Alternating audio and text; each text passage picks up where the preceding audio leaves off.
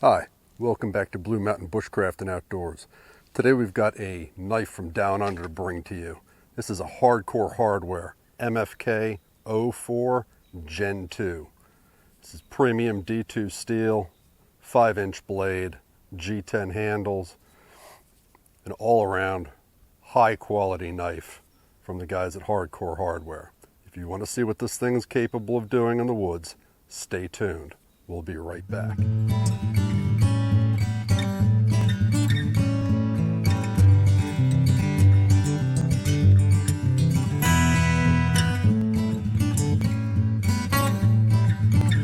Sit around here boring you with lots of specs on this knife. I'll give you a very quick rundown, and I'll run some specs across the screen here that you can read at your leisure and put them in the description box down below. But essentially this is a 5-inch blade. It's made of D2 steel. Thickness at its thickest point is, I think, 0.22 inch, just shy of a 1/4 inch. It's got a very high but very shallow hollow grind. This portion up here is a saber grind. We've got the partial serrations back here. The grips are made of G10. And overall, this is a very comfortable, very stout, capable knife. Perfect knife for survival. Okay guys, so the reason that we are out here today is to do some demo work with this MFK-04 Gen II from Hardcore Hardware. I watched a review of this not terribly long ago, and I've seen some similar reviews of some of their other blades. And the one thing that's always frustrated me about the reviews, and while the reviews themselves are overall pretty good, guys really seem to tiptoe in this part right here, those serrations, and I'm not sure why that is. I think guys are just uncomfortable using them in a woods environment. Well, if you know me and you know my channel and you've seen some of my older videos, you know that I'm not one to shy away from using serrations in a wooded environment. Let's get to it, and we'll put this Hardcore Hardware MFK-04 to some hardcore use. See what she can do out here, guys. All right, guys, so let's just take a minute or two to talk about the edge geometry of serrated knives. If you look here, you'll see you've got a fairly high bevel in relation to the edge grind of the hollow ground portion. So what you're dealing with here is almost a chisel grind, because if you look on the other side, that bevel is not present. So the blade comes straight down to the edge on this side, and you've got all these scallops over here. And what that does is that it decreases the effective angle, making this a pretty wicked cutter. So we're going to take this piece of, I don't even know what this is, I think it's pine, with a Scandi knife. See how readily it bites into the wood. Let's take a look at the serrated portion.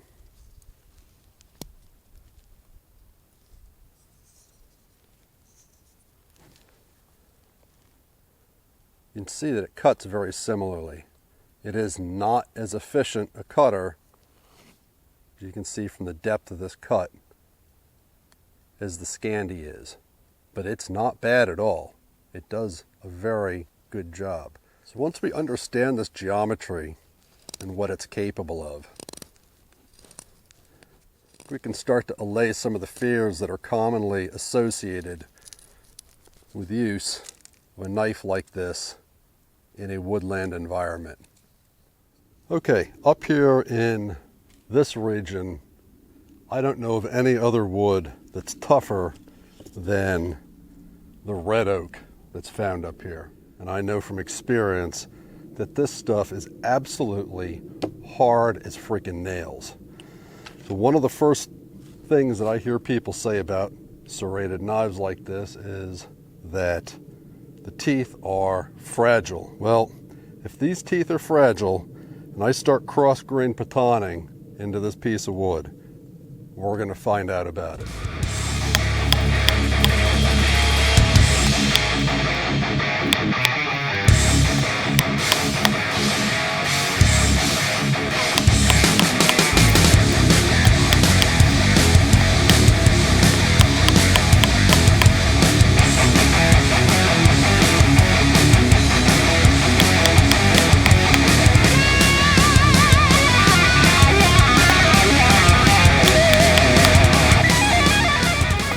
The hardest thing you can do on an edge is cross-grain batoning it into a piece of wood, especially this very hard, seasoned red oak. And what I did was I deliberately cross-grain batoned into it and started putting some twisting forces on it. And what that is doing is putting lateral stress on the teeth of these serrations. Guys, if you do that, especially on purpose to an edge, you're asking for trouble. I've seen edges chip out and break on far less than what I did there. But as you can see, these are still in absolutely perfect condition. I don't know what the point of batoning this piece of wood will be, the standard batoning to split it, but what the heck, we've got it cut. Let's baton it open and see how it does. Let's beat the crap out of this thing.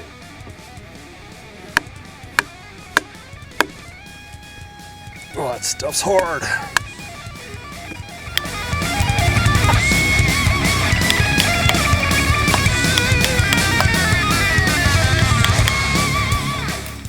A little bit more challenging there. You can see all the twist in that wood. Still absolutely no damage.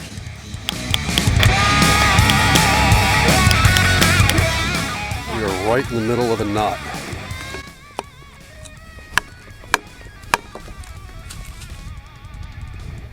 And look at that. Pissed off some ants. That top piece broke off.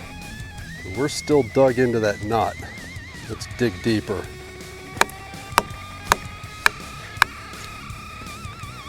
Guys, if you enjoy using your knives, don't do this to them. This is stupid.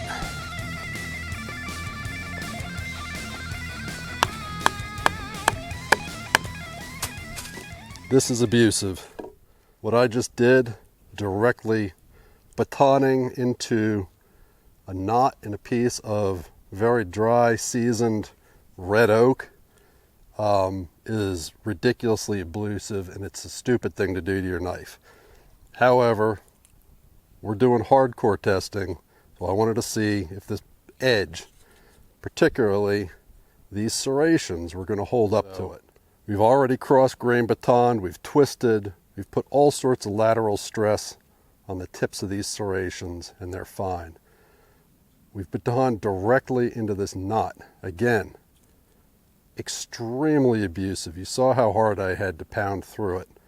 And again, absolutely no damage whatsoever. If I run my fingertip over these, I would be able to feel if the tips of these were rolled over, and they're not. They're just as perfect and smooth and pointy as when I brought this out here. So that's a big win as far as the durability of the serrations go. All right, so let's drill down a little deeper into some finer work with this edge. We've already seen some abusive testing.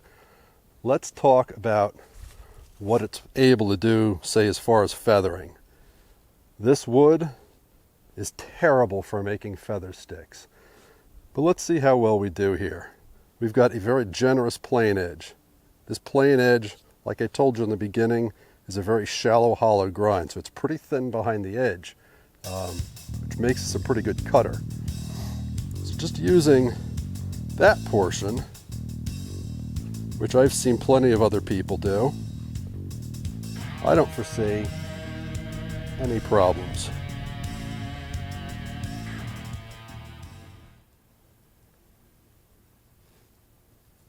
This oak is not the best for showing off the feathering capabilities of a knife, This stuff's hard as hell. It doesn't feather well. But as you can see, the plain edge did a fine job. If you've watched any of my videos with the Gerber Prodigy or the LMF2, you know that serrations can be extraordinarily effective at making feathers for starting a fire. Let's see how this one does. These are set up a little bit differently than the Gerbers. And if I have one complaint with this knife, it's not the overall design of the serrations, but it's their placement.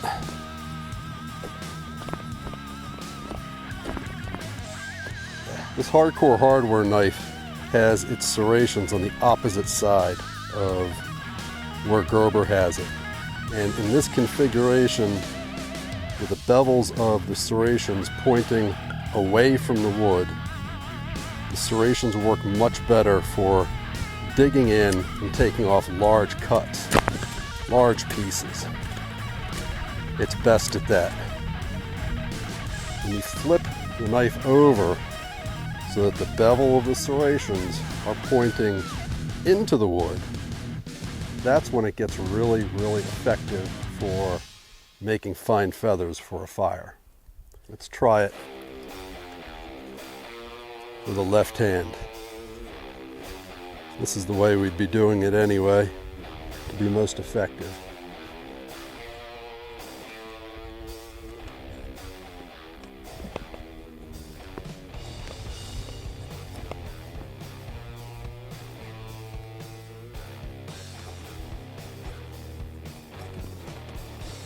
Better, but still not great. But remember what I said? There we go. This wood really sucks for making feathers.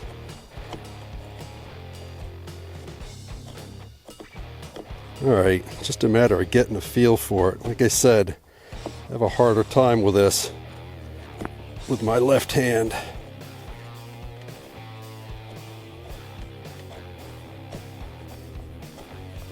But I think you get the point there. That ought to catch a spark without any trouble whatsoever. And that was just what, 10 seconds, 15 seconds of cutting? And that's on some wicked wood. Alright, let's see how we do with birch. Let's just pick one scallop to start with.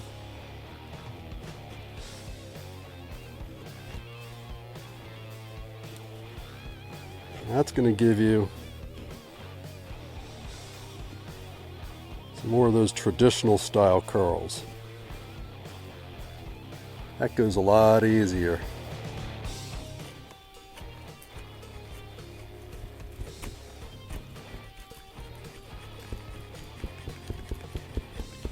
It's so much easier to control with better wood. You think we can catch a spark with that? If you're a lefty, this knife is set up well for you.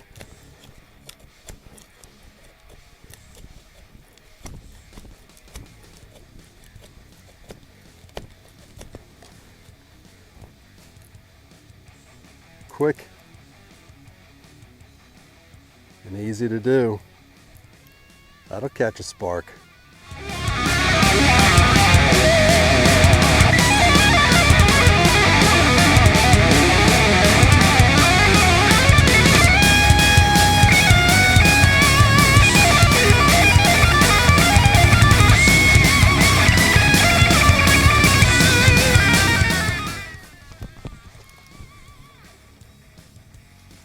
Didn't tip test it, did we?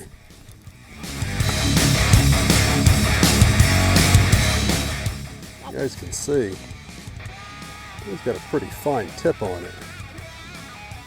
I really don't know if I want to do this test.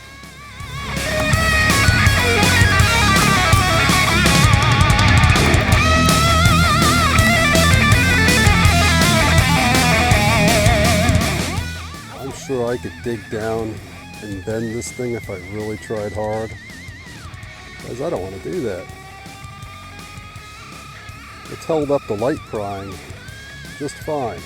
So one of the other complaints that we get about serrated knives like this is that the serrations are right in the sweet spot for doing fine work, indicating that it is not possible to do fine work with the serrated portion. So let's try to make a pot hook out of this piece of green sassafras that we just cut.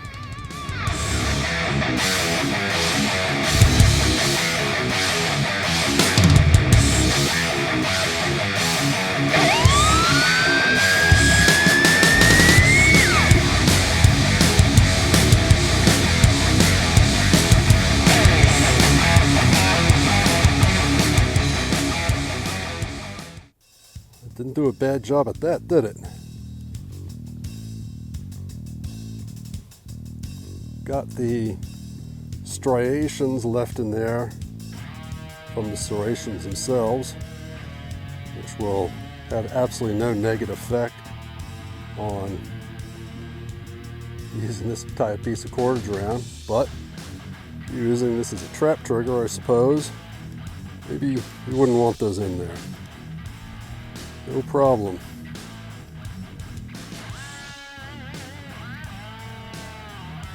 Clean them up with a plain edge.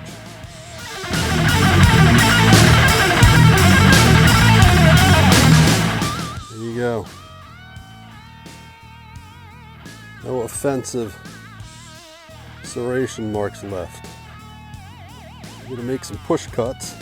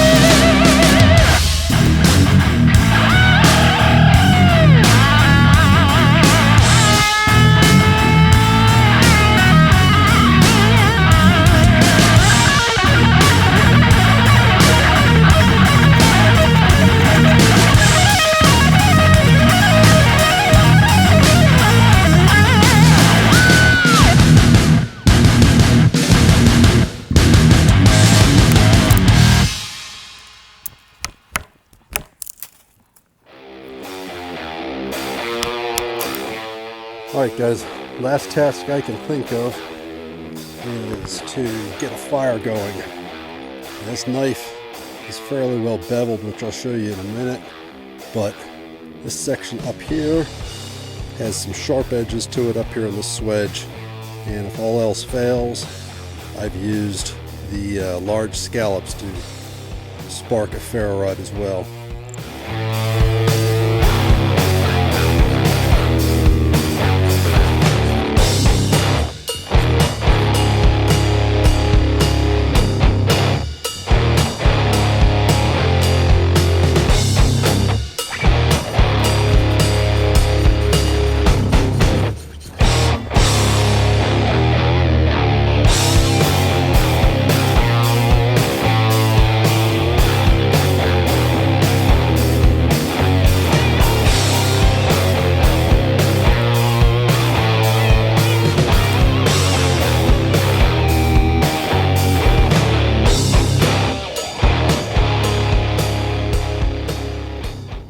Alright guys, so what are my final thoughts on this hardcore hardware knife? Well, I haven't showed you the sheath yet. The sheath is excellent. It is a very high quality Kydex. This is not injection molded. Comes with a tech lock. You can configure that however you want. There's a little bit of rattle. Not a whole lot. It holds the blade very securely, but it's pretty easy to get out. Very nice sheath. Talk about the knife. What kind of knife is this? Well, as far as I'm concerned, this is a knife for a soldier, for maybe a special operations law enforcement officer, somebody who needs a combat knife that can flex into a field knife.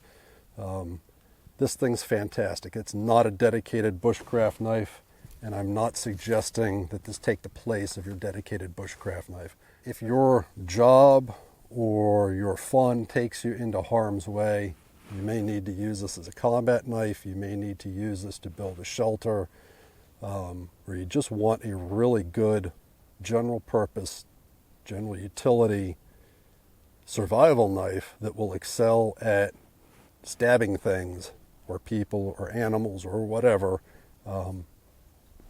Look no further. This D2 steel is held up beautifully. There's absolutely no damage anywhere after all of the abuse that I put this through today. It's still very sharp. These serrations are still wickedly sharp. They're still pointy. They haven't rolled. They haven't chipped. Whatever Hardcore Hardware is doing for a heat treat on these, they're doing it right. This is a tough knife. The guard down below gives you almost full finger coverage. Up top, it's attenuated enough so that you can take a thumb and get over top of it for finer tasks. These G10 grips have some great texture to them. They really lock your hand in place between the texturing and the contouring, but they're not uncomfortable at all. You can choke up on this blade. You can use just the plain edge portion. You've still got a pretty sizable piece of that, so if you're cleaning a fish or game or whatever, cutting up vegetables, which I've done plenty of, food prep with this knife, it's fully capable of doing that. It is just an all-around excellent blade. Very, very well made, very well constructed. I'm really impressed. All right, since the guys at Hardcore Hardware sent this to me for review because I asked them to be able to show people what you can do with a knife with good serrations on it, I'm guessing they're watching this. But guys, listen to me. As it is, the knife is excellent. If you're looking to improve this knife for woods use without compromising its design, take these serrations, and for most people, us right-handers, which are the majority, flip the serrations over to this side. Put the bevel on this side, put the flat on this side, and tone down those teeth a little bit. If you want to see what I'm talking about, go grab a Gerber LMF2 or a Prodigy or Strong Arm, one of those. Take a look at how Gerber's done their serrations, because Gerber, I still think, does the absolute hands down best serrations out there. I haven't found anything better yet. And I think if you did that style of serration on this knife with this steel and this design, this blade would be absolutely unstoppable. It'd be a phenomenal knife. As it is, it's great. All right, guys, I'm going to quit babbling. If you want to see what other knives Hardcore Hardware is producing, check the link down below. Go to their site. They are a premium product made in Australia, designed in Australia, and they are just simply outstanding. Definitely deserving of that Hardcore Hardware name. Guys, I hope you enjoyed the video. I really enjoyed making this. I love using this knife. This thing's awesome. So, the zombie apocalypse comes. I know what I'm grabbing. That's going to be this beast. All right, guys, thanks for joining me. We'll see you the next time. Take care. Bye.